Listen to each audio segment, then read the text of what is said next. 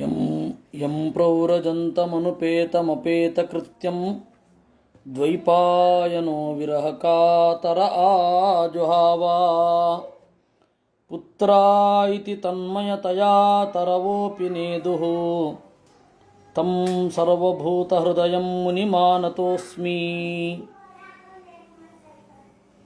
ಯಸ್ಯಾನುಭಾವಮಖಿಲಶ್ರುತಿಸಾರಮೇಕಮಧ್ಯಾತ್ಮದೀಪಮತಿತಿತೀರ್ಷತಾಂ ತಮೋಂಧಂ ಸಂಸಾರಿಣಾಂ ಕರುಣಯಾಃ ಪುರಾಣಗುಹ್ಯಂ ತಂ ವ್ಯಾಸಸೂನುಮುಪಯಾಮಿ ಗುರುಂ ಮುನೀನಾಂ ನಾರಾಯಣಂ ನಮಸ್ಕೃತ್ಯ ನರಂ ಚೈವ ನರೋತ್ತಮಂ ದೇವೀಂ ಸರಸ್ವತೀಂ ವ್ಯಾಸಂ ತತೋ ಗ್ರಂಥಮುದೀರಯೇ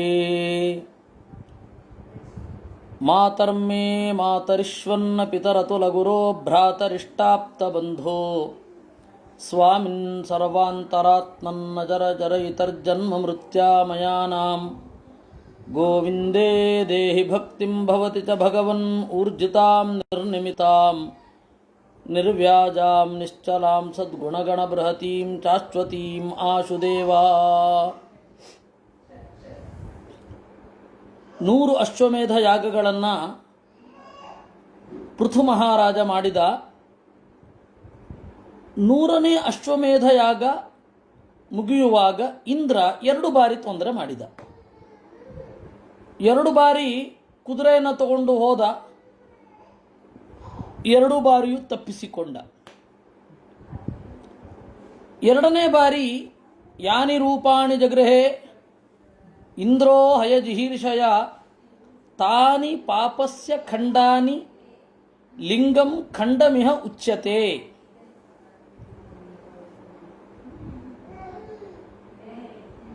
ಖಂಡ ಅಂತಂದರೆ ಲಿಂಗ, ಪಾ ಅಂತಂದರೆ ಪಾಪ, ಖಂಡ ಅಂದರೆ ಲಿಂಗ. ಪಾಖಂಡ ಅಂದರೆ ಪಾಪಖಂಡ ಅಂತ ಅರ್ಥ. ಪಾಪದ ಚಿಹ್ನೆ ಪಾಖಂಡ ವೇಷ ಅಂತ ಹೇಳ್ತಾರಲ್ಲ, ಪಾಖಂಡಿಗಳು ಅಂತಂದರೆ ಪಾಪ ಚಿಹ್ನೆಯನ್ನು ಹೊಂದಿದವರು ಅಂತ ಅರ್ಥ. ಪಾಷಂಡಿಗಳು ಅಂತನೂ ಅಂತಾರೆ, ಪಾಖಂಡ ಅಂತನೂ ಅಂತಾರೆ. ಮುಖ್ಯವಾಗಿ ಪಾಖಂಡ ಅಂತ. ಏವಮಿಂದ್ರೇ ಹರತ್ಯಶ್ವಂ ವೈನ್ಯ ಯಜ್ಞ ಜಿಘಾಂಸಯ ತದ್ಗೃಹೀತಾವ ಸೃಷ್ಟೇಶು ಪಾಖಂಡೇಶು ಮತಿರ್ನೃಣಾಂ. ಈ ಪಾಖಂಡವನ್ನು ನೋಡಿ ಜನ ಅತ್ಯಂತ ಧರ್ಮಿಷ್ಠರು ಅಂತ ಅಂದುಕೊಂಡು ಬಿಡ್ತಾರೆ. ನಂತರ ಆ ಪಾಖಂಡ ವೇಷ ಅನ್ನೋದು ಜೈನರ ಬೌದ್ಧರ ಗುರುತಾಗಿ ಹೋಯಿತು. ಮೊದಲು ಪೃಥು ಮಹಾರಾಜನ 100ನೇ ಯಜ್ಞದಲ್ಲಿ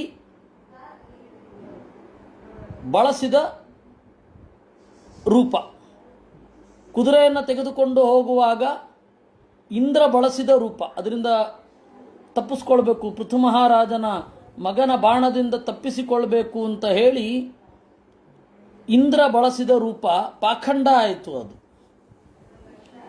ಧರ್ಮ ಇತ್ಯುಪಧರ್ಮೇಶು ನಗ್ನ ರಕ್ತ ಪಟಾದಿಷು ಪ್ರಾಯೇಣ ಸಜ್ಜತೆ ಭ್ರಾಂತ್ಯ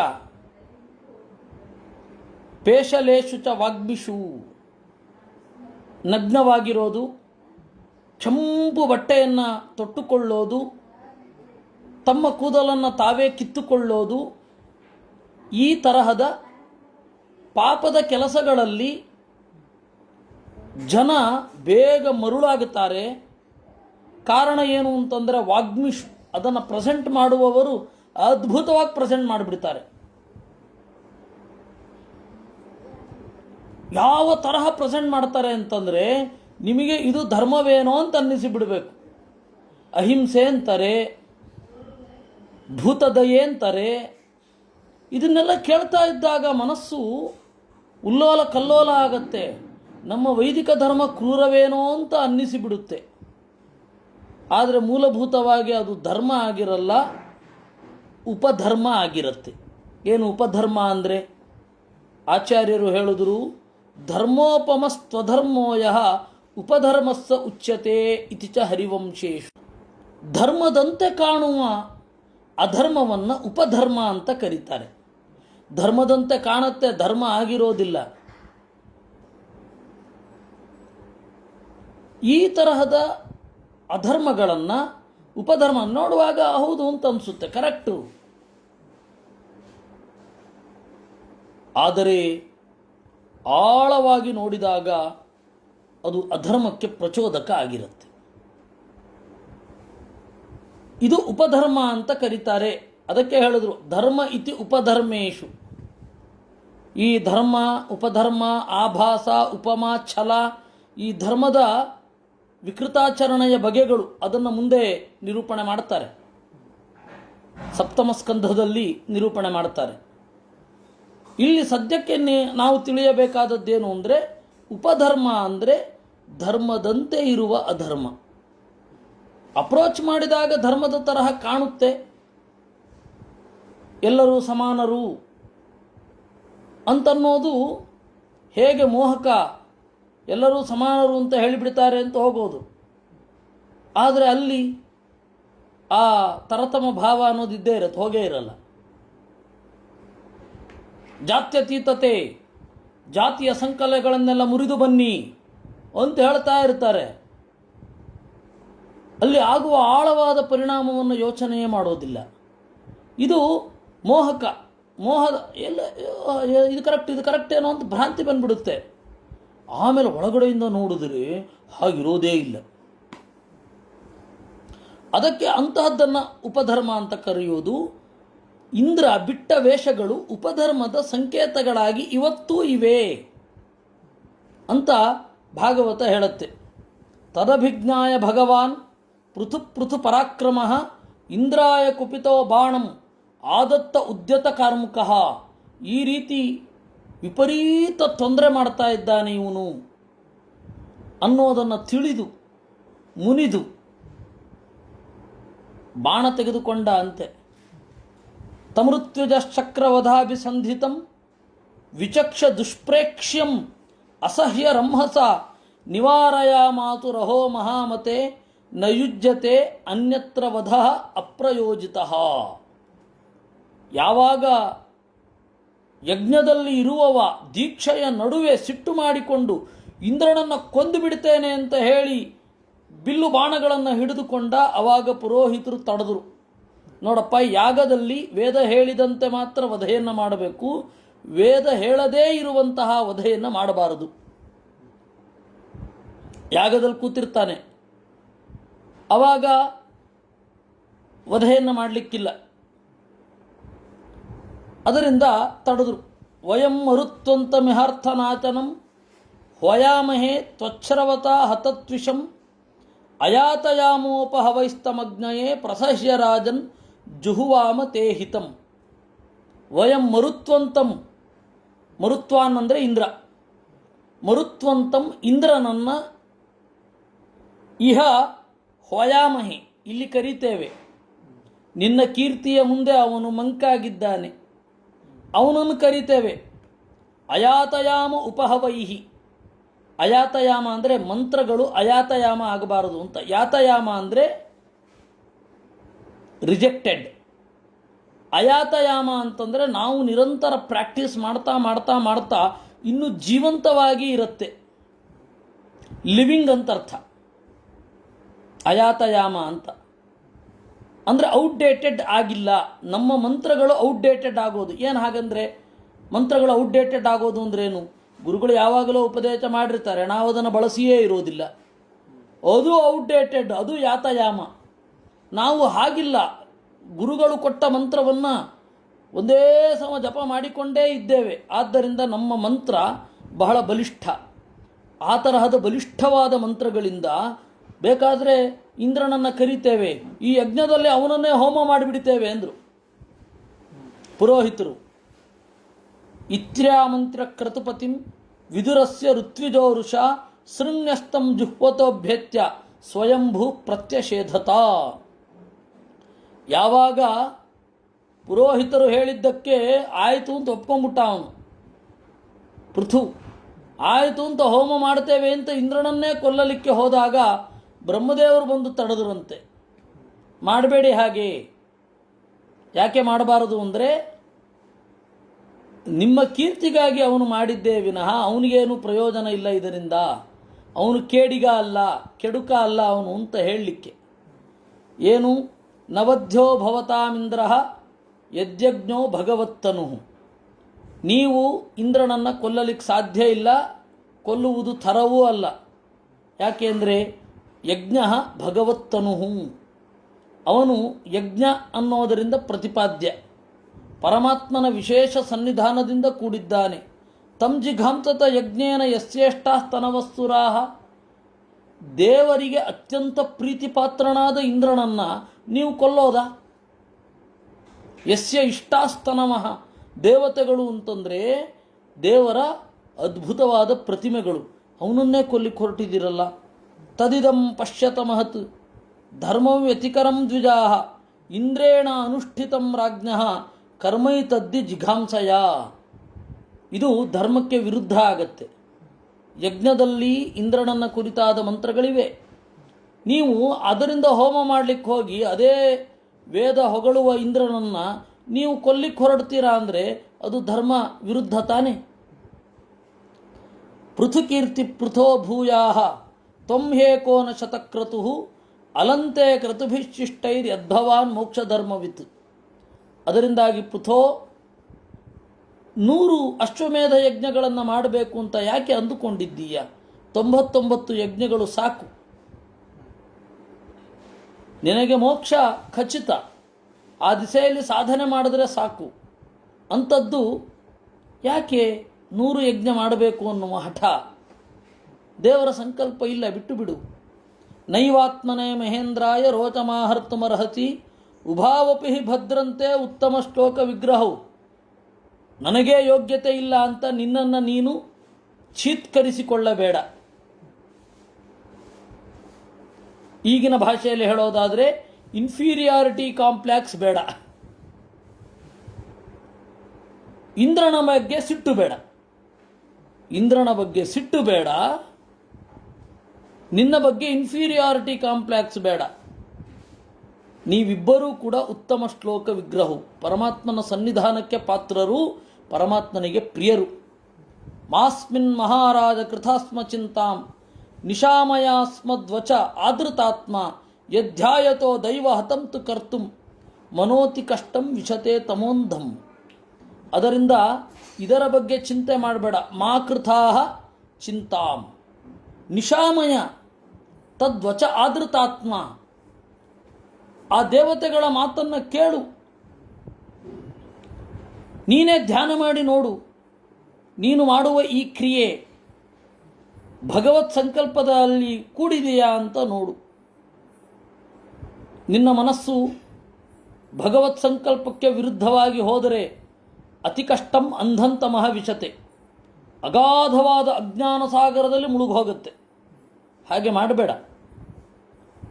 ಕ್ರತುರ್ವಿರಮತಾಮೇಶ ದೇವೇಶು ದುರವಗ್ರಹ ಧರ್ಮವ್ಯತಿಕರೋ ಯತ್ರ ಪಾಖಂಡೈ ಇಂದ್ರ ನಿರ್ಮಿತೈ.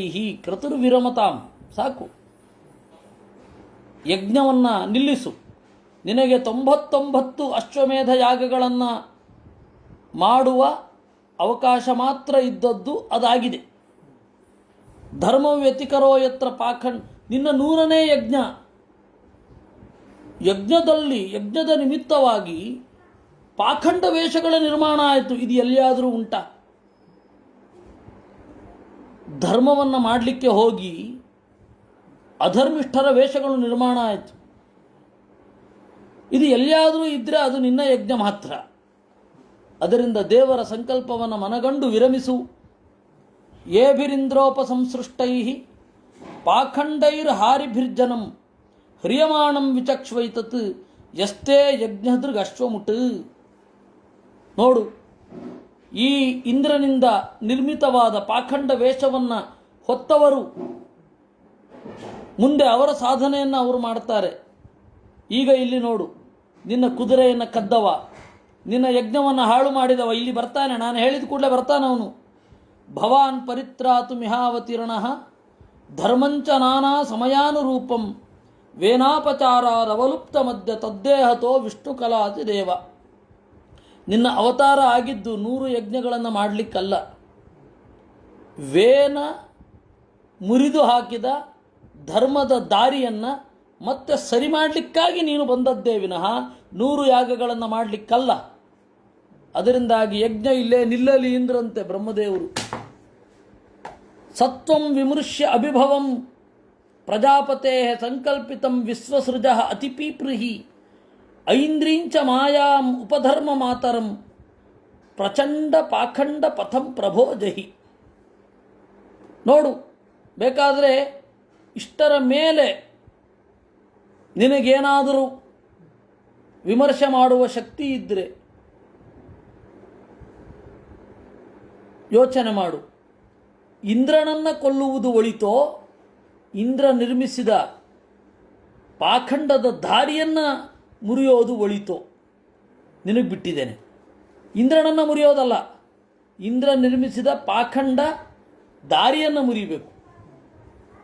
ಈಗ ಬೃಹಸ್ಪತಿಯ ಮೇಲೆ ಸಿಟ್ಟು ಮಾಡಿಕೊಳ್ಳೋದೋ, ಬೃಹಸ್ಪತಿಯನ್ನು ನಿಂದನೆ ಮಾಡೋದೋ, ಬೃಹಸ್ಪತಿ ನಿರ್ಮಾಣ ಮಾಡಿದ ನಾಸ್ತಿಕ ಮತವನ್ನು ಮುರಿಬೇಕಾ? ನೆನಪಿರಲಿ, ರೋಗವನ್ನು ದ್ವೇಷಿಸಿ ರೋಗಿಯನ್ನಲ್ಲ ಅಂತ ರಿಂಗ್ಟೋನ್ನಲ್ಲಿ ಹೇಳಿದ ಹಾಗೆ ನಿರ್ಮಿತವಾದದ್ದನ್ನು ದ್ವೇಷಿಸಿ ನಿರ್ಮಾಣ ಮಾಡಿದವನನ್ನಲ್ಲ ಅಂತನ್ನುವ ಸಂದೇಶವನ್ನು ಇಲ್ಲಿ ಕೊಟ್ಟರು. ಇತ್ತಂಸ ಲೋಕ ಗುರುಣ ತಮಾದಿಷ್ಟೋ ವಿಚಾಂಪತಿ ತಥಾಚ ಕೃತವಾನ್ ಸಕ್ಷಂ ಮಘೋನಾಪಿಚ ಸಂಧದೆ. ಹೀಗೆ ಬ್ರಹ್ಮದೇವರ ಒಂದು ಮಾಧ್ಯಮದಲ್ಲಿ, ಬ್ರಹ್ಮದೇವರ ಮಧ್ಯಸ್ಥಿಕೆಯಲ್ಲಿ ಪೃಥ್ವಿಗೂ ಇಂದ್ರನಿಗೂ ಗೆಳೆತನ ಆಯಿತು.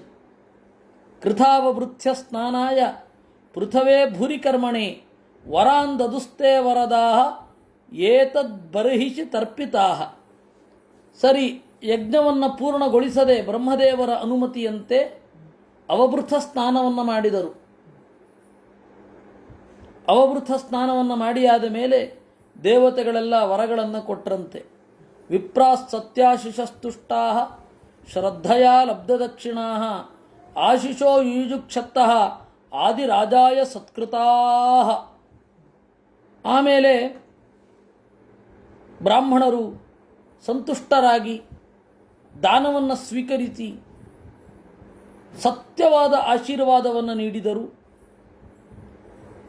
ತ್ವಯಾದೃತ ಮಹಾಬಾಹೋ ತರ್ವಯೇವ ತಮಾಗತಾ ಪೂಜಿತ ದಾನಮಾನಾಭ್ಯಾಂ ಪಿತೃದೇವ ಋಷಿ ಮಾನವಾ.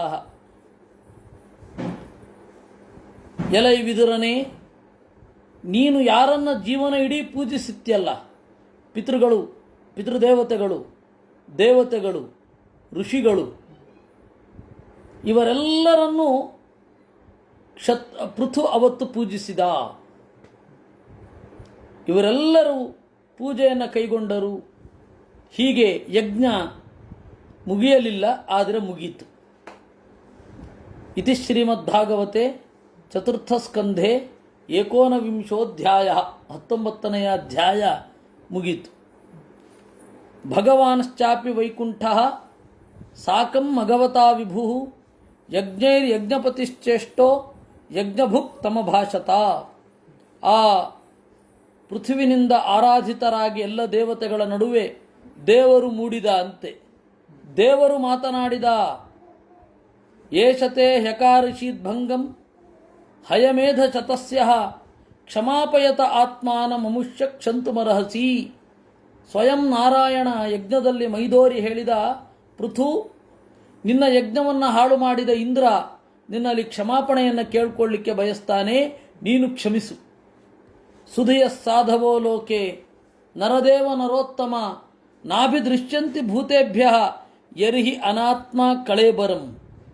ಸಜ್ಜನರು ಒಳ್ಳೆ ಬುದ್ಧಿಯವರು, ಲೋಕದಲ್ಲಿ ಯಾರಿಗೂ ದ್ರೋಹ ಮಾಡೋದಿಲ್ಲ. ವಿಶೇಷತಃ ದೇಹವನ್ನು ಅವಲಂಬಿಸಿಕೊಂಡು ಯಾವತ್ತೂ ಕೂಡ ಅವರು ಸಿಟ್ಟು ಮಾಡಿಕೊಳ್ಳೋಲ್ಲ. ಸಿಟ್ಟು ಬಂದರೂ ಬೇಗ ಕ್ಷಮಿಸ್ತಾರೆ. ಪುರುಷ ಯದಿ ಮುಹ್ಯಂತಿ ತ್ವಾದೃಶ ದೇವಮಾಯಯ ಶ್ರಮ ಏವ ಪರಂಜಾತೋ ದೀರ್ಘಯ ವೃದ್ಧ ಸೇವಯ. ಪೃಥು, ನಿನ್ನಂಥವರು ಕೂಡ ಸಿಟ್ಟಿನ ಕೈಯಲ್ಲಿ ಬುದ್ಧಿ ಕೊಡೋದಾದರೆ ಶ್ರಮ ಏವ ಪರಂಜಾತಃ ವೃದ್ಧ ಸೇವೆ, ಜ್ಞಾನಿಗಳ ಸೇವೆ ಮಾಡಿ ಏನು ಪ್ರಯೋಜನ? ಜ್ಞಾನಿಗಳ ಸೇವೆ ಮಾಡೋದು ಸಿಟ್ಟನ್ನು ಅಂಗೈಯಲ್ಲಿ ಇಟ್ಟುಕೊಳ್ಳಿಕ್ಕೆ, ಸಿಟ್ಟನ್ನು ತಮ್ಮ ಮುಷ್ಟಿಯಲ್ಲಿ ಇಟ್ಕೊಳ್ಳಿಕ್ಕಾಗಿ ಇಷ್ಟು ಶ್ರಮ ಪಡಬೇಕು. ನಿನ್ನಂಥವರು ಸಿಟ್ಟು ಮಾಡ್ಕೋತೀರಾ ಅಂತಂದರೆ ಏಕಾಗಿ ವೃದ್ಧ ಸೇವೆ, ಏಕಾಗಿ ಜ್ಞಾನವನ್ನು ಹೊಂದುವುದು, ಏಕಾಗಿ ಶಾಸ್ತ್ರವನ್ನು ಚಿಂತನೆ ಮಾಡುವುದು. ಅತಕ್ಕಾಯಮಿಮಂ ವಿದ್ವಾನ್ ಅವಿದ್ಯಾ ಕಾಯಕರ್ಮಭಿ ಆರಬ್ಧ ವಿತಿನೈವಾಸ್ಮಿನ್ ಪ್ರತಿಬುದ್ಧ ಅನುಷಜ್ಯತೆ. ಅದರಿಂದ ಅವಿದ್ಯಾ ಕಾಮಕರ್ಮಭಿ, ಅಜ್ಞಾನ ಮತ್ತು ಕಾಮ ಇವುಗಳನ್ನು ಒಳಗೊಂಡ ಕರ್ಮ, ಇವುಗಳಿಂದ ಉಂಟಾದ ದೇಹವನ್ನು ಉಪೇಕ್ಷೆ ಮಾಡಿ ದೇಹ ನಿಮಿತ್ತವಾಗಿ ಏನೊಂದು ಸಿಟ್ಟು ಬರುತ್ತೆ ಅದನ್ನು ಬಿಡಬೇಕು. ಅದೊಂದೇ ದಾರಿ. ಅಸಂಸಕ್ತ ಶರೀರೇಸ್ಮಿನ್ ಅಮುನೋತ್ಪಾದಿತೆ ಗೃಹೇ ಅಪತ್ಯೆ ದ್ರವಿಣೇ ವಾಪಿ ಕಕ್ಕುರ್ಯಾನ್ ಮಮತಾಂಬುಧ. ಯಾವಾಗ ಶರೀರದ ಮೇಲೆ ಉತ್ಕಟವಾದ ಪ್ರೀತಿ, ಪಕ್ಷಪಾತ ಮೊದಲಾದವುಗಳು ಇರೋದಿಲ್ಲ, ಆವಾಗ ಮನೆಯ ಮೇಲೆ ಇರಲ್ಲ. ಅದರ ಮಿತಿ ಅರ್ಥ ಆಗತ್ತೆ. ಮನೆ ಅಂತನ್ನೋದು ಇರಲಿಕ್ಕೆ ತಂಗುದಾಣ, ಅದೇ ನಮ್ಮ ಮನೆ ಅಲ್ಲ, ಇದರ್ಥ ಆಗತ್ತೆ. ಗೃಹೇ. ಆಮೇಲೆ ಅಪತ್ಯೆ, ಮಗ ಅವನನ್ನು ಯೋಗ್ಯರಾಗಿ ಬೆಳೆಸಬೇಕಾದದ್ದು ನಮ್ಮ ಜವಾಬ್ದಾರಿ ಅಷ್ಟೇ. ಆದರೆ ಅವನು ಹೀಗೇ ಇರಬೇಕು ಅಂತ ನಾವು ನಿರೀಕ್ಷೆ ಮಾಡೋದಲ್ಲ, ಚೆನ್ನಾಗಿ ಬೆಳೆಸಬೇಕು, ಸರಿ. ಇನ್ನು ದ್ರವಿಣೆ, ಹಣ ಅಂತನ್ನೋದು ಇದು ಜೀವನದ ಎಲ್ಲ ಕಾಲದಲ್ಲಿಯೂ ನನ್ನ ಜೊತೆಗಿರುತ್ತೆ ಅಂತ ಅಂದುಕೊಳ್ಳಬಾರದು.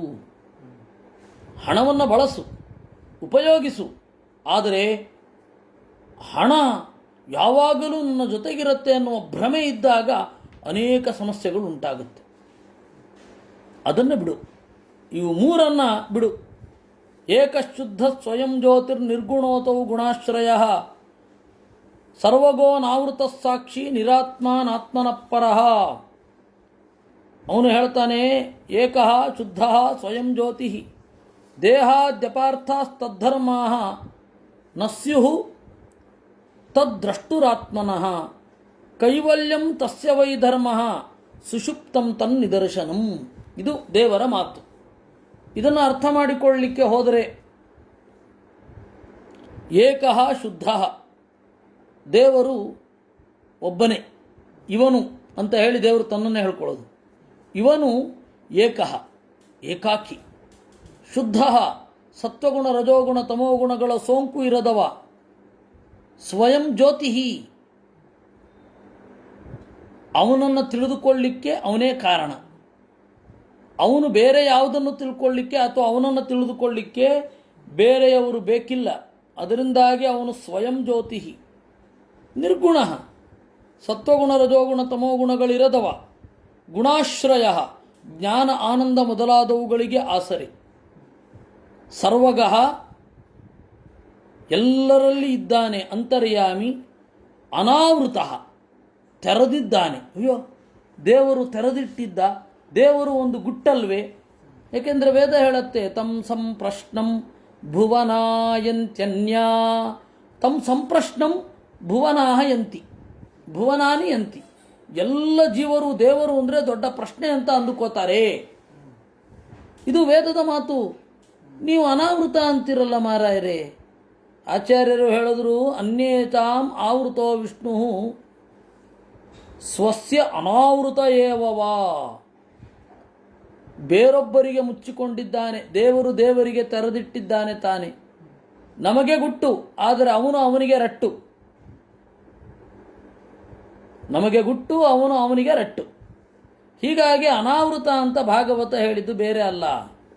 ಇನ್ನು ಸಾಕ್ಷಿ, ಎಲ್ಲವನ್ನ ನೇರವಾಗಿ ಕಾಣುವವ. ಅವನಿಗೆ ಸೆಕೆಂಡರಿ ಸೋರ್ಸಿನ ಅವಶ್ಯಕತೆಯೇ ಇಲ್ಲ. ಅವನು ಊಹಿಸೋದು ಬೇಡ, ಅವನಿಗೆ ವೇದವೂ ಬೇಡ ಒಂದು ವಿಚಾರವನ್ನು ತಿಳಿದುಕೊಳ್ಳಿಕ್ಕೆ. ವೇದವನ್ನು ಬಳಸಿದ, ತನ್ನನ್ನು ತಿಳಿಸಲಿಕ್ಕೆ ವೇದವನ್ನು ತಿಳಿದುಕೊಳ್ಳಿ ಅಂತ ಹೇಳಿ ವೇದವನ್ನು ವಿಭಾಗ ಮಾಡಿಕೊಟ್ಟ.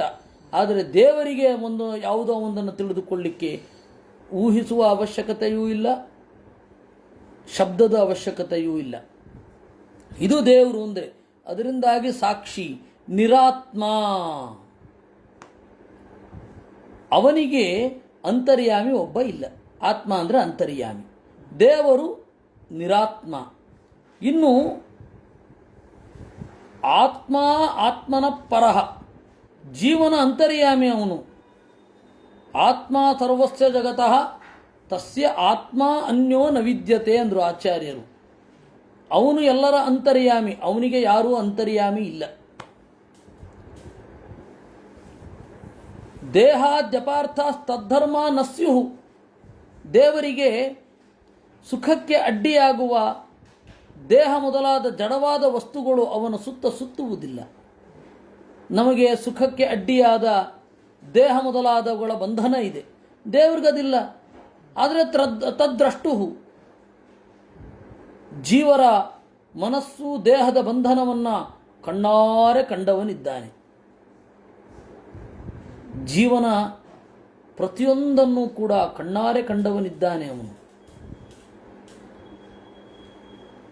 ಕೈವಲ್ಯಂ ತಸ್ಯ ವೈ ಧರ್ಮ.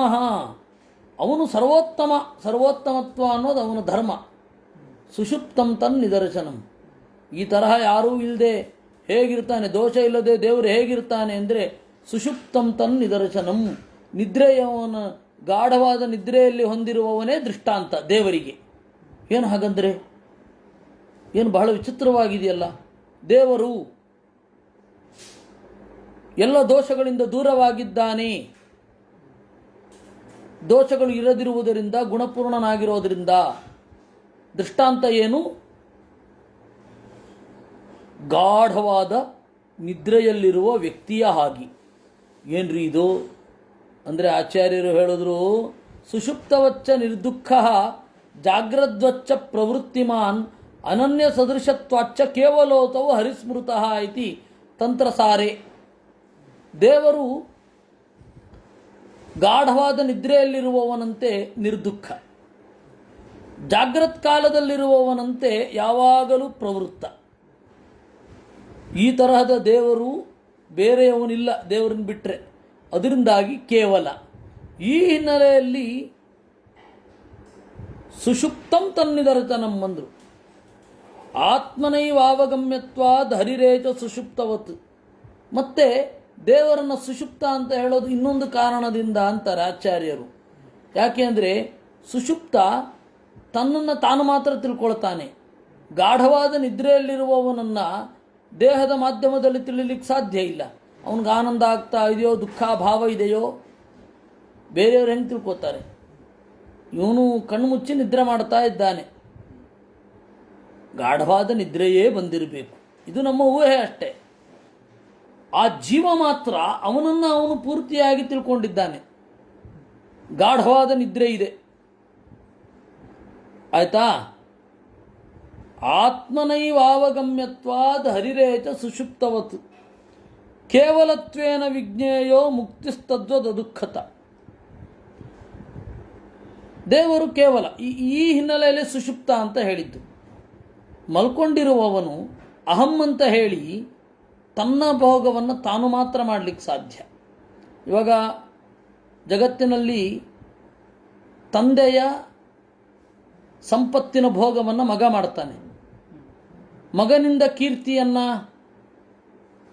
ಬೇರೆ ಸಂತಸವನ್ನು ತಂದೆ ಅನುಭವಿಸ್ತಾನೆ. ಬಂಧುಗಳಿಂದ ಅವರ ಗುಣದ ಭೋಗ ಇವರಿಗಿರುತ್ತದೆ, ಬಂಧುಗಳಿಗಿರುತ್ತೆ.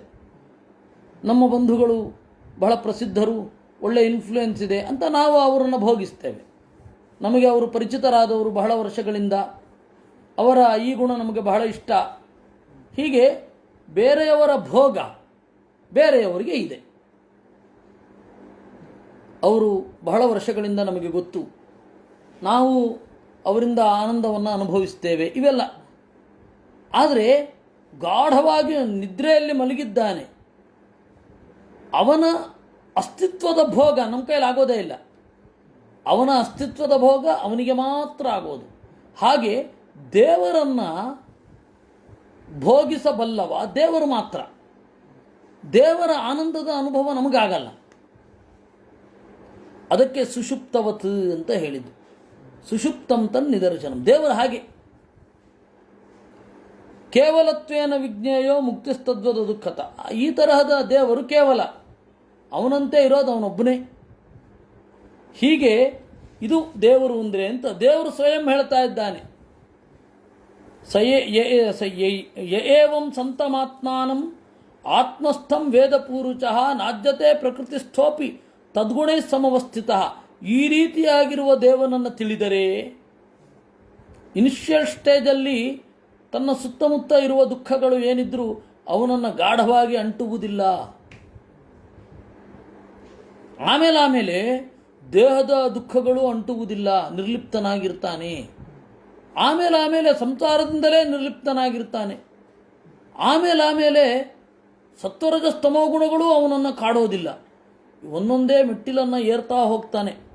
ಯಸ್ವಧರ್ಮೇಣ ಮಾಂ ನಿತ್ಯಂ ನಿರಾಶಿ ಶ್ರದ್ಧಯಾನ್ವಿತಃ ಭಜತೆ ಶನಕೈಸ್ತಸ್ಯ ಮನೋರಾಜನ್ ಪ್ರಸೀದತಿ.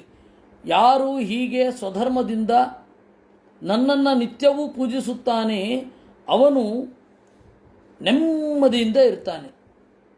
ಕ್ರೋಧ ಮೊದಲಾದ ಮನಸ್ಸಿನ ದೋಷಗಳು ಇರೋದೇ ಇಲ್ಲ. ಪರಿತ್ಯಕ್ತ ಗುಣಸಮ್ಯಕ್ ದರ್ಶನೋ ವಿಷದಾದಯ ಶಾಂತಿಮ್ಮೇ ತಮವಸ್ಥಾನಂ ಬ್ರಹ್ಮ ಕೈವಲ್ಯಮಶ್ನುತೆ. ಸತ್ವರಜಸ್ತಮೋ ಗುಣಗಳನ್ನು ತೊರೆದು ನೋಡ್ತಾ ವಿಷದಾಶಯ ನಿರ್ಮಲವಾದ ಮನಸ್ಸಿನವನಾಗಿ ಕಡೆಗೆ ನನ್ನನ್ನು ಹೊಂದುತ್ತಾನೆ. ಉದಾಸೀನಮಿವಾಧ್ಯಕ್ಷಂ ದ್ರವ್ಯಜ್ಞಾನ ಕ್ರಿಯಾತ್ಮನಾಂ ಕೂಟಸ್ಥಮಿಮಮಾತ್ಮಾನಂ ಯೋ ವೇದ ಆಪ್ನೋತಿ ಶೋಭನಂ. ಉದಾಸೀನಂ, ದೇವರು ತಟಸ್ಥವಾಗಿರ್ತಾನೆ. ತಟಸ್ಥವಾಗಿರ್ತಾನೆ ಅಂದರೆ ಅನುಗ್ರಹ ಮಾಡಿದ್ರೆ ತಟಸ್ಥತೆ ಇರಲ್ವಲ್ಲ. ನ್ಯೂಟ್ರಲ್ ಅಂದರೆ ಏನು? ನಿಮ್ಮನ್ನು ಪ್ರೀತಿಯೂ ತೋರಿಸದೇ ಇರೋದು. ದ್ವೇಷ ಮಾತ್ರ ಮಾಡಿ ಪ್ರೀತಿಯನ್ನು ತೋರಿಸದವನನ್ನು ತಟಸ್ಥ ಅನ್ನಲ್ಲ. ದ್ವೇಷವನ್ನು ಮಾತ್ರ ಮಾಡಿ ಪ್ರೀತಿಯನ್ನು ತೋರಿಸದವನನ್ನು ತಟಸ್ಥ ಅನ್ನಲ್ಲ. ಎರಡನ್ನೂ ಮಾಡದೇ ಇರಬೇಕು. ದೇವರು ಹೇಗೆ ಉದಾಸೀನ ಆಗ್ತಾನೆ ಅಂದರೆ ಆಚಾರ್ಯರು ಹೇಳಿದ್ರು, ಹರಿರಕ್ಲಿಷ್ಟಕಾರಿತ್ವಾತ್ ಉದಾಸೀನ ವದೀರಿತಃ. ದೇವರ ಕೆಲಸದಲ್ಲಿ ದಣಿವೂ ಇರೋದಿಲ್ಲ, ಆದ್ದರಿಂದ ಅವನನ್ನು ಏನಂತ ಕರೀತಾರೆ? ಉದಾಸೀನ ಅಂತ ಕರೀತಾರೆ. ಯಾವ ಕೆಲಸವನ್ನು ಮಾಡಲ್ಲ ಅಂತ ಅರ್ಥ ಅಲ್ಲ. ಅಧ್ಯಕ್ಷ, ಪ್ರತಿಯೊಂದನ್ನೂ ಕಣ್ಣಾರೆ ಕಾಣುತ್ತಾನೆ. ದ್ರವ್ಯಜ್ಞಾನ ಕ್ರಿಯಾತ್ಮನಾಂ ಅಧ್ಯಕ್ಷಂ.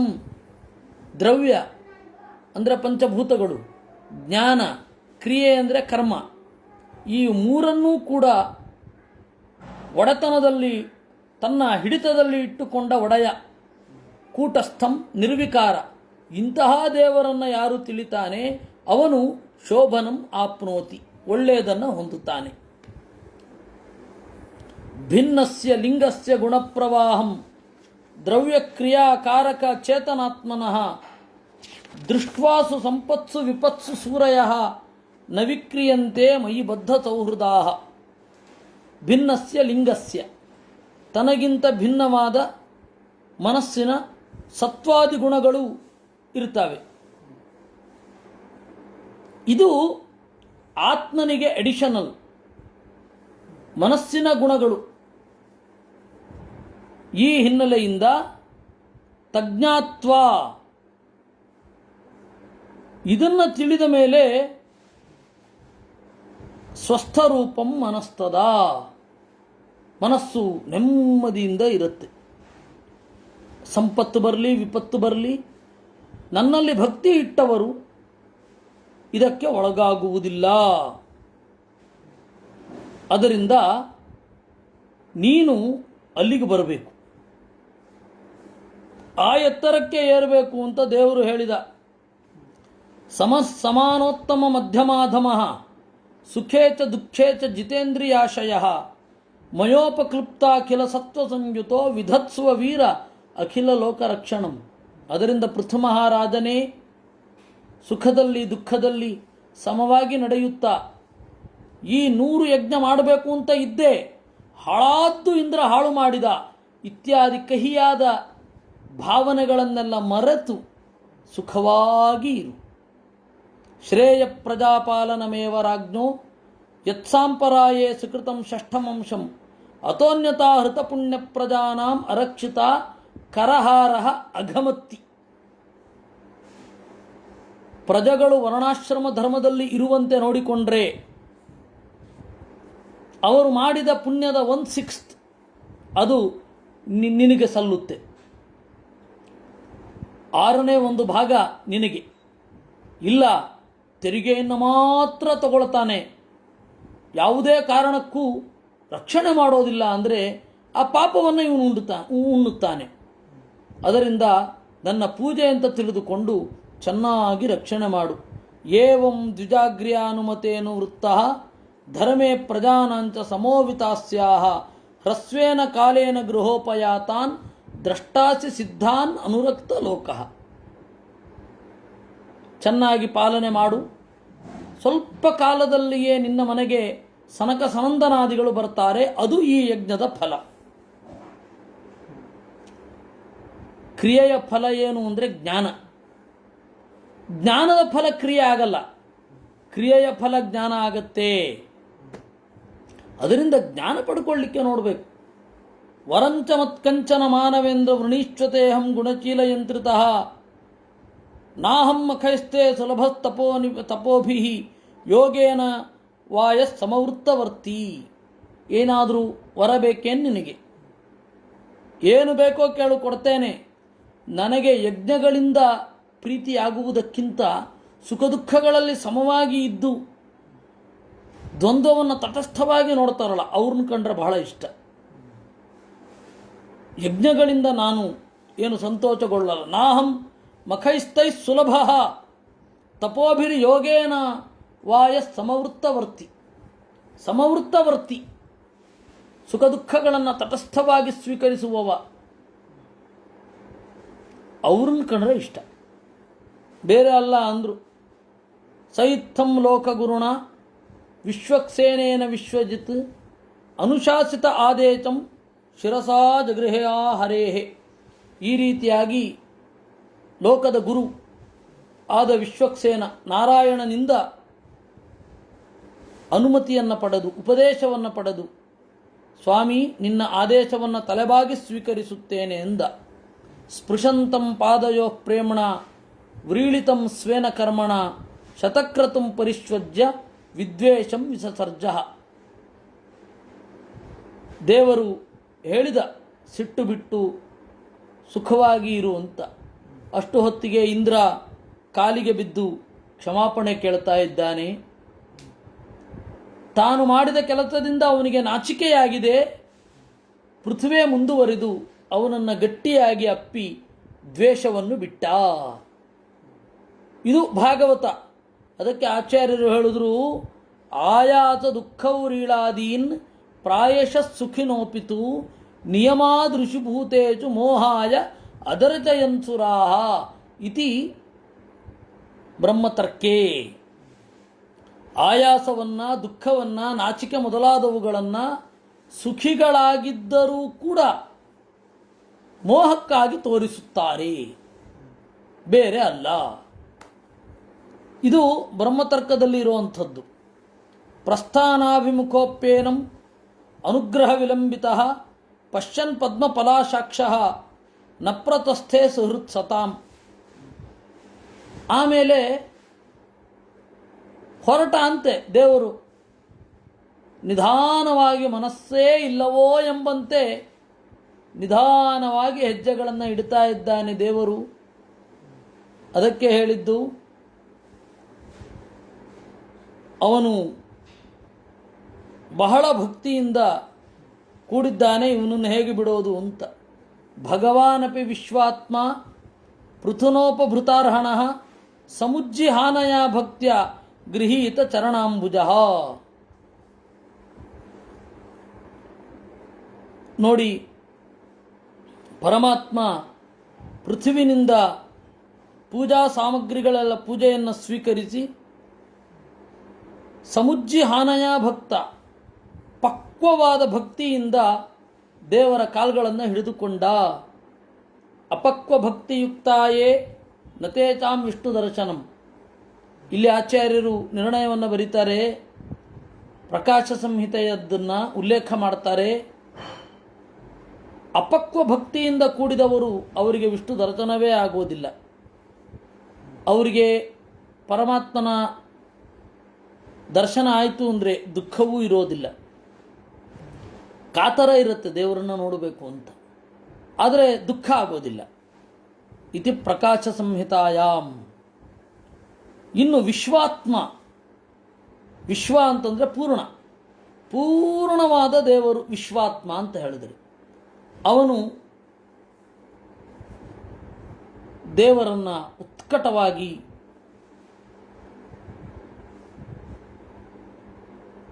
ಆರಾಧಿಸ್ತಾ ದೇವರನ್ನೇ ನೋಡ್ತಾ ನಿಂತ. ದೇವರು ಹೋಗದವನಂತೆ ಅಲ್ಲಿಯೇ ನಿಂತ. ಸ ಆದಿರಾಜೋ ರಚಿತಾಂಜಲಿರ್ಹರಿಂ ವಿಲೋಕಿತಂ ನಾಶಕದಶ್ರುಲೋಚನಃ ನ ಕಿಂಚನೋ ವಾಚ ಸಬಾಷ್ಪ ವಿಕ್ಲಭ ಹೃದೋಪಗೃಹ್ಯ ಅಮುಂ ಅಥ ಅಭ್ಯವಸ್ಥಿತಃ. ಆದಿರಾಜನಾದ ಅವನು ಕೈಗಳನ್ನು ಮುಗಿದ, ಕಣ್ಣಲ್ಲಿ ನೀರು ತುಂಬಿತು, ಎದುರುಗಡೆ ಇರುವ ದೇವರನ್ನು ನೋಡಲಿಕ್ಕೆ ಆಗಲಿಲ್ಲ, ಏನೂ ಹೇಳಲಿಲ್ಲ. ಹೃದಯದಿಂದ ಗಟ್ಟಿಯಾಗಿ ಅವನನ್ನು ಅಪ್ಪಿದ್ದಾನೆ. ಅಥಾವಮೃಜ್ಜಾಶ್ರಕಣಾನ್ ವಿಲೋಕಯನ್ ಅತೃಪ್ತ ದೃಗ್ಗೋಚರ ಮಾಹಪೂರುಚಂ ಪದಾಸ್ಪೃಶಂತಂ ಕ್ಷಿತಿಮಂತ ಉನ್ನತೆ ವಿನ್ಯಸ್ತ ಹಸ್ತಾಗ್ರ ಮುರಂಗ ವಿದ್ವಿಚಃ. ಆಮೇಲೆ ದೇವರೇನು ಮಾಡಿದ? ಗರುಡನ ಮೇಲೆ ಕುಳಿತುಕೊಂಡ. ಗರುಡನ ಮೇಲೆ ಕುಳಿತುಕೊಂಡು ತನ್ನ ಕಾಲಿನಿಂದ ನೆಲವನ್ನು ಹೀಗೆ ಒತ್ತಿ ಹಿಡಿದಿದ್ದಾನೆ ದೇವರು. ಅಂತಹ ದೇವರನ್ನು ಕಂಡು ಅಥಾವಮೃಜ್ಯ ಅಶ್ರುಕಣಾನ್, ಕಣ್ಣೀರನ್ನು ಒರೆಸಿಕೊಂಡು ಹೇಳಿದ ಅಂತೆ. ಪೃಥುರ್ವಾಚ ವರಾನ್ ವಿಭೋತ್ವದ್ವರದೇಶ್ವರಾದ್ಬುಧ ಕಥಂ ಋಣೀತೆ ಗುಣವಿಕ್ರಿಯಾತ್ಮನಾಂ ಯೇ ನಾರಕಾಣಾಂ ಅಪಿ ಸಂತಿ ದೇಹಿನಾಂ ತಾನೀಶ ಕೈವಲ್ಯ ಪತೇರ್ವೃಣೀತಕಃ.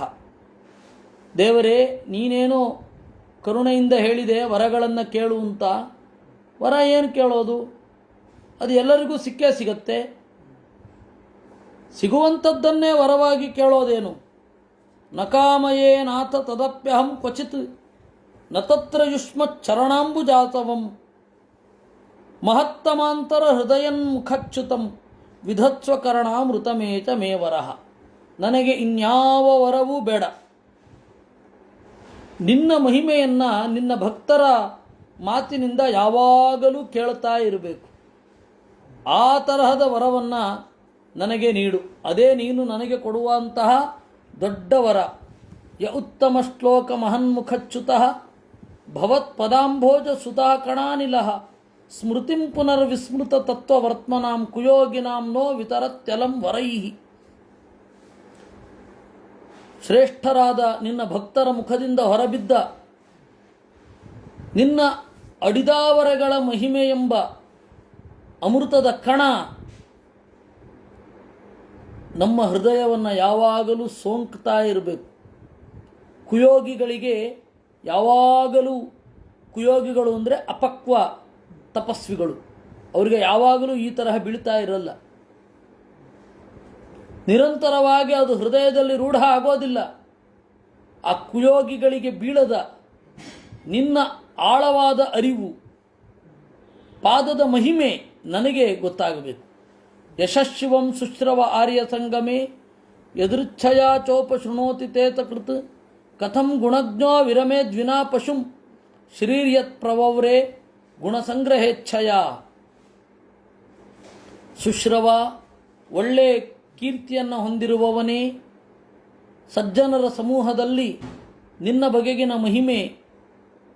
ಬಗೆಗಿನ ಮಹಿಮೆಯ ಕಥೆ ಯಾವಾಗಲೂ ಬರ್ತಾ ಇರುತ್ತೆ. ಅಂತಹ ಗುಣಾನುಕಥನದಿಂದ ವಿರಮಿಸುವ ಬುದ್ಧಿ ನನಗೆ ನೀಡಬೇಡ. ಲಕ್ಷ್ಮೀದೇವಿಯೂ ಕೂಡ ನಿನ್ನ ಗುಣಗಳ ಚಿಂತನೆಯಲ್ಲಿಯೇ ತೊಡಗಿರ್ತಾಳೆ. ಅಥಾಭಜಂ ತ್ವಾಖಿಲ ಪೂರುಷೋತ್ತಮಂ ಗುಣಾಲಯಂ ಪದ್ಮಕರೇವಲಾಲತಃ ಅಪ್ಯಾವಯೋರೇಕಪತಿ ಸ್ಪೃಧೋಕ್ಕಲಿ ನ ಸ್ಯಾತ್ ಕುತಶ್ಚರಣೈಕ ತಾನಯೋ. ನಿನ್ನನ್ನು ಲಕ್ಷ್ಮೀದೇವಿ ಯಾವಾಗಲೂ ಭಜಿಸ್ತಾ ಇರ್ತಾಳೆ. ನಾನು ನಿನ್ನನ್ನು ಯಾವಾಗಲೂ ಕೂಡ ಚಿಂತನೆ ಮಾಡ್ತಾ ಇರ್ತೇನೆ. ನಮ್ಮಿಬ್ಬರಿಗೆ ಸ್ಪರ್ಧೆ ಉಂಟಾಗೋದು ಬೇಡ. ಇಂತಹ ಡೈಲಾಗ್ ಇದು. ಲಕ್ಷ್ಮೀದೇವಿ ಯಾವಾಗಲೂ ದೇವರನ್ನು ಚಿಂತನೆ ಮಾಡ್ತಾ ಇರ್ತಾಳಂತೆ, ಇವನು ಯಾವಾಗಲೂ ಚಿಂತನೆ ಮಾಡ್ತಾ ಇರ್ತಾರಂತೆ. ನಮ್ಮಿಬ್ಬರಿಗೂ ಸ್ಪರ್ಧೆ ಉಂಟಾಗೋದು ಬೇಡ. ಅದು ಅರ್ಥವಾದ. ವಸ್ತುತಃ ದೇವರಿಗೂ ಲಕ್ಷ್ಮೀದೇವಿಗೂ ಪೃಥು ಮಹಾರಾಜನಿಗೂ ಎಲ್ಲಿಂದೆಲ್ಲಿಗೆ ಅದೊಂದು ಉತ್ಪ್ರೇಕ್ಷೆ ಅಷ್ಟೆ. ಲಕ್ಷ್ಮೀದೇವಿಯಂತೆ ನಾನು ಯಾವಾಗಲೂ ದೇವರನ್ನು ಚಿಂತನೆ ಮಾಡುವಂತಹ ಸೌಭಾಗ್ಯ ಬೇಕು ಅಂತ ಅದರ ಅಭಿಪ್ರಾಯ. ಲಕ್ಷ್ಮೀದೇವಿಯಲ್ಲಿ ನನಗೆ ಭಕ್ತಿ ಇರಬೇಕು ಅಂತ ಇನ್ನೊಂದು ಅಭಿಪ್ರಾಯವೇ ವಿನಃ ಪೃಥು ಮಹಾರಾಜನಿಗೆ ಲಕ್ಷ್ಮೀದೇವಿಯ ಲೆವೆಲ್ಗೆ ನಾನಿದ್ದೇನೆ, ನಮ್ಮಿಬ್ಬರಿಗೂ ವೈರಸ್ಯ ಮೂಡೋದು ಬೇಡ ಅನ್ನುವ ಅಭಿಪ್ರಾಯ ಇರಲಿಲ್ಲ. ಜಂತೋರ್ ಜಗತ್ಯಾಂ ಜಗದೀಶ ವೈಶಸಂ ಸ್ಯಾದೇವ ಯತ್ಕರ್ಮಣಿ ನಸ್ಸಮೀಹಿತಂ ಕರೋಷಿ ಫಲ್ಗು ಅಪಿ ಉರು ದೀನವತ್ಸಲ ಸ್ವಯೇವ ಧಿಷ್ಣೇಭಿರತಸ್ಯ ಕಿಂತಯ. ನೀನು ನಿನ್ನ ಸಾಮರ್ಥ್ಯದಲ್ಲಿಯೇ ತೊಡಗಿದವ, ಸ್ವೇ ಧಿಷ್ಣಿಯೇ ಅಭಿರತ. ಜಂತೋರ್ ಜಗತ್ಯಾಂ ಜಗದೀಶ ವೈಶಸಂ, ಜಗದೀಶ ಸ್ವಾಮಿಯೇ ಜಗತ್ಯಾಂ ತ್ರಿಗುಣಮಯಿಯಾದ ಪ್ರಕೃತಿಯಲ್ಲಿ ಜಂತೋಹ ಇರುವ ಜೀವ ಸ್ಪರ್ಧೆಗೆ ತೊಡಗುತ್ತಾನೆ. ಯಾವಾಗಲೂ ಕೂಡ ಕಲಹದಲ್ಲಿ ಇರ್ತಾನೆ. ಆ ತರಹದ ಕಲಹ ನಮಗೂ ಬರೋದು ಬೇಡ. ಹಿಂಸೆ ಇದ್ದೇ ಇರುತ್ತೆ. ಆ ತರಹದ ಕಲಹ ನನಗೂ ಬರದಂತೆ ನೀನು ಅನುಗ್ರಹಿಸು. ಅಲ್ಪ ಪುಣ್ಯತ್ವಾತ್ ನಮದ್ಭಕ್ತಿ ಯೋಗ್ಯಸ್ತಮಿತಿ ನ ವಕ್ತವ್ಯಂ. ಸರಿ, ನಾನು ಅತ್ಯಂತ ಅಲ್ಪಕ್ರಿಯೆಯನ್ನು ಮಾಡುವವ, ನೀನು ನನ್ನನ್ನು ತಿರಸ್ಕರಿಸಬಾರದು. ಅಲ್ಪಕ್ರಿಯೆಯನ್ನು ಮಾಡುವವನು ಇವನು ಅಂತ ನೀನು ಕರುಣಾಮಯಿ. ಅದರಿಂದಾಗಿ ಫಲ್ಗು ಅಪಿ ಉರು ಕರೋಷಿ, ಅತ್ಯಂತ ಅಲ್ಪವಾದದ್ದನ್ನು ವಾತ್ಸಲ್ಯದಿಂದ ಹಿರಿದಾಗಿ ಮಾಡ್ತೀಯ. ಯತ ಫಲ್ಗ್ವಪ್ಯುರು ಕರೋಚಿ ವಾತ್ಸಲ್ಯಾತ್ ವಿನಾ ವಾತ್ಸಲ್ಯಂ ಶ್ರೇಯೋಪಿ ಕಿಂತವ. ವಾತ್ಸಲ್ಯ ಇಲ್ಲದಿದ್ದರೆ ಲಕ್ಷ್ಮೀದೇವಿಯಿಂದಲೂ ನಿನಗೇನಾಗಬೇಕಾಗಿಲ್ಲ. ಕೇವಲ ವಾತ್ಸಲ್ಯ ಇರೋದರಿಂದ ಲಕ್ಷ್ಮಿಯನ್ನು ನೀನು ಆನಂದಗೊಳಿಸುತ್ತೀಯ ಅಷ್ಟೇ. ಅದರಿಂದ ನಮಗೆ ನನ್ನ ಮಿತಿ ಗೊತ್ತಿದೆ. ನನ್ನಂಥವನನ್ನು ಕೂಡ ಕರುಣೆಯಿಂದ ನೀನು ಸ್ವೀಕರಿಸಬೇಕಷ್ಟೇ ಅನ್ನೋದು ಇದರ ಉದ್ದೇಶ. ಭಜಂತ್ಯಥತ್ವಾಮತ ಏವ ಸಾಧವಃ ವ್ಯುದಸ್ತ ಮಾಯಾ ಗುಣವಿಭ್ರಮೋದಯಂ ಭವತ್ಪದಾನುಸ್ಮರಣಾದೃತೆ ಸತಾಂ ನಿಮಿತ್ತಮನ್ಯದ್ ಭಗವಾನ್ ನ ವಿದ್ಮಹಿ. ಸಜ್ಜನರು ನಿನ್ನನ್ನು ಯಾವಾಗಲೂ ಭಜಿಸುವುದು ಏಕಾಗಿ ನಿನ್ನ ಗುಣಗಳ ಮೇಲಿನ ಲೋಭದಿಂದಲೇ ವಿನಃ ಬೇರೆ ನಿಮಿತ್ತ ಅವ್ರಿಗೂ ಇಲ್ಲ. ನೀನು ಅವರನ್ನು ಪ್ರೀತಿಸೋದು ವಾತ್ಸಲ್ಯದಿಂದ ಅಷ್ಟೇ. ಇದು ಕೇವಲ ನನ್ನ ಮತ್ತು ಲಕ್ಷ್ಮಿಯ ಕಥೆ ಅಲ್ಲ. ಜಗತ್ತಿನಲ್ಲಿರುವ ಯಾವುದೇ ಸಜ್ಜನರು ಉದ್ಧಾರ ಆಗೋದು ನಿನ್ನ ವಾತ್ಸಲ್ಯದಿಂದ.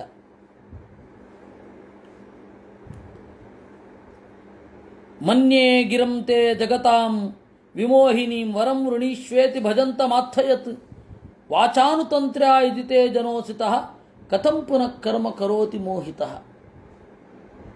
ವರವನ್ನು ಕೇಳು ಅನ್ನೋದು ನೀನು ನಮಗೆ ಬೀಸುವ ಮೋಹದ ಬಲೆ ಅಂತ ನಾನು ಅಂದುಕೊಳ್ತಾ ಇದ್ದೇನೆ. ಕಾರಣ ಏನು ಅಂದರೆ, ಇವನೇ ಹೇಳಿದ್ದಾನೆ ದೇವರು ಅಂದರೆ ನಮ್ಮಿಂದ ನಿರತಿಶಯವಾದ ಸಂತೋಷ ಅವನಿಗಾಗಿದೆ. ನಮ್ಮಿಂದ ಪಡೆದ ಸಂತೋಷವನ್ನು ತೀರಿಸಲಿಕ್ಕಾಗಿ, ನಮಗೆ ಪ್ರತಿಯಾಗಿ ಏನೋ ಕೊಡಲಿಕ್ಕಾಗಿ ವರವನ್ನು ಕೊಡಲಿಕ್ಕೆ ಹೊರಟಿದ್ದಾನೆ ಅಂತ ನಾವು ಅಂದುಕೊಂಡು ಬಿಡೋ ಹಾಗಿದೆ. ಆ ತರಹದ ಮೋಹ ನಮಗೆ ಬರೋದು ಬೇಡ. ತನ್ಮಾಯಯಾದ್ಧ ಜನಯೇಶ ಖಂಡಿತೋ ಯದನ್ಯ ದಾಶಾಸ್ತೆ ಋತಾತ್ಮನೋ ಬುಧಃ ಯಥಾಚರೇದ್ ಬಾಲಹಿತಂ ಪಿತಾ ಸ್ವಯಂ ತಥಾ ತ್ವಮೇವಾರ್ಹಸಿ ನಸ್ಸಮೀಹಿತು. ನಿನ್ನ ಮೋಹಕ ಶಕ್ತಿಯಿಂದ ಬದ್ಧನಾಗಿ ಇವನೇನು ಮಾಡ್ತಾನೆ, ಬೇರೆ ಏನನ್ನೋ ಕೇಳ್ತಾನೆ. ಅದು ನಮಗೆ ಬೇಡ. ಆ ಮೋಹ ನಮಗೆ ಬೇಡ. ಮಗನಿಗೆ ಏನು ಬೇಕು ಅನ್ನೋ ತಂದೆಗೆ ಹೇಗೆ ಗೊತ್ತೋ ಹಾಗೆ ನನಗೇನು ಬೇಕು ಅಂತ ನಿನಗೆ ಗೊತ್ತು, ನೀನೇ ಏನು ಬೇಕೋ ಅದನ್ನು ಕೊಡು ಅಂತ ಪೃಥು ಕೇಳಿದ. ಅದಕ್ಕೆ ದೇವರು ಹೇಳಿದ, ಸಾಧುತೇವಸಿತಂ ರಾಜನ್ ಆಶಾಸ್ತೆ ನಯದಾಶಿಷಃ ಸ್ವರ್ಗಾಪವರ್ಗ ನರಕಾನ್ ಸಮಂ ಪಶ್ಯತಿ ಮತ್ಪರಃ. ಪೃಥು, ಚೆನ್ನಾಗಿ ನಿಶ್ಚಯ ಮಾಡಿದ್ದೀಯ, ಒಳ್ಳೆ ಬುದ್ಧಿ ಇದೆ ನಿನಗೆ. ನನ್ನ ಭಕ್ತ ಸ್ವರ್ಗ ಮೋಕ್ಷ ನರಕಗಳನ್ನು ಒಂದೇ ಸಮನಾಗಿ ಕಾಣ್ತಾನೆ. ಅಂದರೆ ಮೂರೂ ಕೂಡ ದೇವರ ಅನುಗ್ರಹದಿಂದ ಸಿಗೋದು ಅಂತ. ನರಕವು ದೇವರ ಅನುಗ್ರಹದಿಂದಲೇ. ಹೇಗೆ? ನಾವು ಮಾಡಿದ ತಪ್ಪಿಗೆ ಶಿಕ್ಷೆ, ಅವನು ಶಿಕ್ಷೆ ಕೊಡದೆ ಹೋದರೆ ಜೀವನಾಶ ಆಗುವಂತಹ ಪ್ರಸಂಗ ಇರ್ತದೆ. ಅವನು ಶಿಕ್ಷೆ ಕೊಡದೆ ಹೋದರೆ ನಾವು ತಪ್ಪು ತಿದ್ದುಕೊಳ್ಳೋದೇ ಇಲ್ಲ ಇತ್ಯಾದಿಯಾಗಿ ನನ್ನ ಭಕ್ತ ಮೂರನ್ನೂ ಕೂಡ ನನ್ನ ಅನುಗ್ರಹ ಅಂತ ಭಾವಿಸ್ತಾನೆ. ಪ್ರೀತೋಹಂತೆ ಮಹಾರಾಜ ರೋಷಂ ದುಸ್ತ್ಯಜಮತ್ಯಜ ಶ್ರದ್ಧದಾನೋ ಮದಾದೇಚಂ ತನ್ಮಹ್ಯಂ ಪರಮಾರ್ಹಣಂ. ನಾನು ನಿನ್ನ ಬಗೆಗೆ ಪ್ರೀತನಾಗಿದ್ದೇನೆ. ಯಾಕೆ ಅಂದರೆ ಯಾವತ್ತೂ ಬಿಡಲಾಗದ ಸಿಟ್ಟನ್ನು ಬಿಟ್ಟೆ ಅಲ್ವಾ ನೀನು. ನಾನು ಹೇಳಿದೆ ಸಿಟ್ಟು ಬಿಡು ಮಗನೇ ಅಂತ, ಬಿಟ್ಟೆ. ಅದಕ್ಕೆ ನನಗೆ ಬಹಳ ಖುಷಿಯಾಯಿತು ಅಂದ. ಇತಿ ವೈನ್ಯಸ್ಯ ರಾಜರಚೇರಭಿನಂದ್ಯಾರ್ಥವದ್ವಚಃ ಪೂಜಿತೋನುಗೃಹೀತ್ವೈನಂ ಗಂತುಂ ಚಕ್ರೇಚ್ಯುತೋ ಮತಿಂ. ಈ ರೀತಿಯಾಗಿ ಪೃಥುವನ್ನು ಹೊಗಳಿ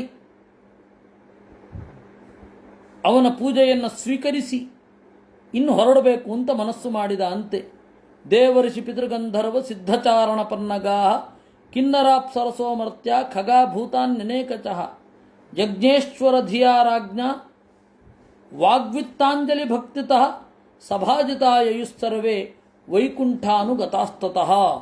ಆಮೇಲೆ ದೇವತೆಗಳು, ಋಷಿಗಳು, ಪಿತೃದೇವತೆಗಳು, ಗಂಧರ್ವರು, ಸಿದ್ಧರು, ಚಾರಣರು, ಪನ್ನಗ ಅಂತ ಹೇಳಿದ್ರೆ ನಾಗರು, ಕಿನ್ನರರು, ಅಪ್ಸರೆಯರು, ಅಮರ್ತ್ಯರು, ಪಕ್ಷಿಗಳು, ಇತರ ಎಲ್ಲ ಜೀವರು ಕೂಡ ಪೃಥು ಮಹಾರಾಜನಿಂದ ಪೂಜೆಯನ್ನು ಕೈಗೊಂಡು ಸಭಾಜಿತಾ ಸನ್ಮಾನಿತರಾಗಿ ಪರಮಾತ್ಮನ ಜೊತೆಗೆ ಹೋದರು. ಇದೇನಿದು ಯಜ್ಞೇಶ್ವರ ಧಿಯ, ಇವರೆಲ್ಲ ದೇವರು ಅಂತ ಅಂದುಕೊಂಡಿದ್ದ ಅವನು. ಅದಕ್ಕೆ ಆಚಾರ್ಯರು ಹೇಳಿದ್ರು, ಭೂತೇಶು ಹರಿರಿತ್ಯೇವ ಹರಿಯರ್ಪಣ ಧಿಯಾ ತಥಾ ಸರ್ವಭೂತೇಶು ಚ ಹರೇ ಪೂಜಾ ಕಾರ್ಯಾತ್ಮ ವೇದಿಭಿ.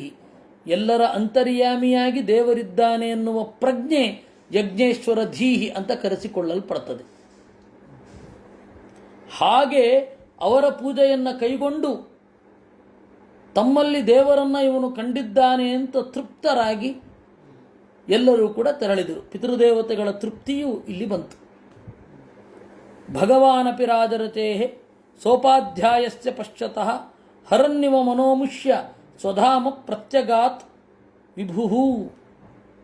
ರಾಜಋಷಿಯಾದ ಪೃಥ್ವಿನ ಮತ್ತೆ ಅವನ ಪರಿವಾರದವರು ಎಲ್ಲರೂ ನೋಡ್ತಾ ಇರಬೇಕಾದ್ರೇನೆ ದೇವರು ತೆರಳಿದ. ಅವನು ಕಾಣುವವರೆಗೆ ನೋಡ್ತಾ ಇದ್ರಂತೆ ಇವರು. ಅದೃಷ್ಟಾಯ ನಮಸ್ಕೃತ್ಯ ಸ್ವಸ್ಯ ಸಂದರ್ಶಿತಾತ್ಮನೇ ವಾಸುದೇವಾಯ ದೇವಾನಾಂ ದೇವಾಯ ಸ್ವಪುರಂ ಯಯೌ. ಹೀಗೆ ಕಣ್ಣಿಗೆ ಕಾಣುವ ತನಕ ಇದ್ದು ಕಣ್ಣಿಗೆ ಕಾಣದಾದ ಮೇಲೆ ಇಹಲೋಕಕ್ಕೆ ಮರಳಿ ಚೇತರಿಸಿಕೊಂಡು ದೇವರಿಗೆ ನಮಸ್ಕಾರ ಮಾಡಿ ತನ್ನ ಪಟ್ಟಣಕ್ಕೆ ತೆರಳಿದ ಅನ್ನುವಲ್ಲಿಗೆ ಇತಿ ಶ್ರೀಮದ್ಭಾಗವತೆ ಚತುರ್ಥ ಸ್ಕಂಧೆ ವಿಂಶೋಧ್ಯಾಯ 20ನೇ ಅಧ್ಯಾಯ ಮುಗಿದಿದೆ. ಯಾವಾಗ ಪೃಥು ಮಹಾರಾಜ ಊರ ಹೊರಗಡೆ ಯಜ್ಞವನ್ನು ಮುಗಿಸಿ ಊರ ಒಳಗಡೆ ಬಂದ, ಪ್ರಜೆಗಳೆಲ್ಲ ಭವ್ಯ ಸ್ವಾಗತವನ್ನು ಅವನಿಗಾಗಿ ಏರ್ಪಡಿಸಿದರು. ಮೌಕ್ತಿಕೈ ಕುಸುಮಸ್ತ್ರಗ್ಭಿ ದುಕೂಲೈ ಸ್ವರ್ಣತೋರಣೈ ಮಹಾಸುರಭಿರ್ಧೂಪೈ ಮಂಡಿತಂ ತತ್ರ ತತ್ರ ವೈ. ಮುತ್ತಿನ ಮಾಲೆ, ಹೂಗಳ ಗೊಂಡೆ, ಒಳ್ಳೆಯ ಬಟ್ಟೆ, ಬಂಗಾರದ ತೋರಣ, ಮತ್ತೆ ಪರಿಮಳ ಬೀರುವಂತಹ ಪದಾರ್ಥಗಳು, ಒಳ್ಳೆಯ ಧೂಪ, ಇವುಗಳಿಂದ ಅವನ ಸ್ವಾಗತ. ಚಂದನ ಅಗರು ತೋಯಾರ್ದ್ರ ರಥ್ಯಾಚತ್ವರ ಮಾರ್ಗವತ್ ಪುಷ್ಪಾಕ್ಷತ ಫಲೈಸ್ತೋಯೈ ಲಾಜೈರರ್ಚಿಭಿರರ್ಚಿತಂ. ಒಳ್ಳೆಯ ಚಂದನ, ಅದರಿಂದ ಪರಿಮಳಿತವಾದ ಒದ್ದೆಯಾದ ನೆಲ, ಪುಷ್ಪ, ಅಕ್ಷತ, ಹಣ್ಣು, ನೀರು, ಪೂರ್ಣ ಕಲಶ ಮೊದಲಾದವುಗಳನ್ನೆಲ್ಲ ಇಟ್ಟಿದ್ದಾರೆ.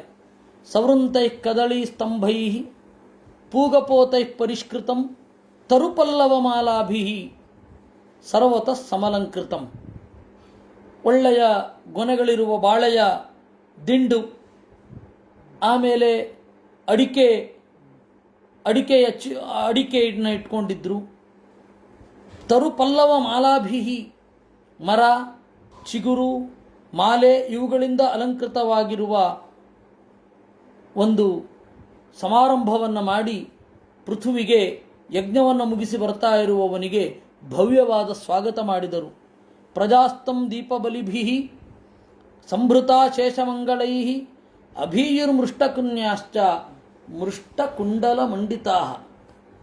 ಚೆನ್ನಾಗಿ ಹೊಳೆಯುವ ಕಿವಿಯೋಲೆಯಿಂದ ಕೂಡಿರುವ ಹೆಣ್ಣು ಮಕ್ಕಳು ಅವನನ್ನು ಸ್ವಾಗತಿಸಿದರು.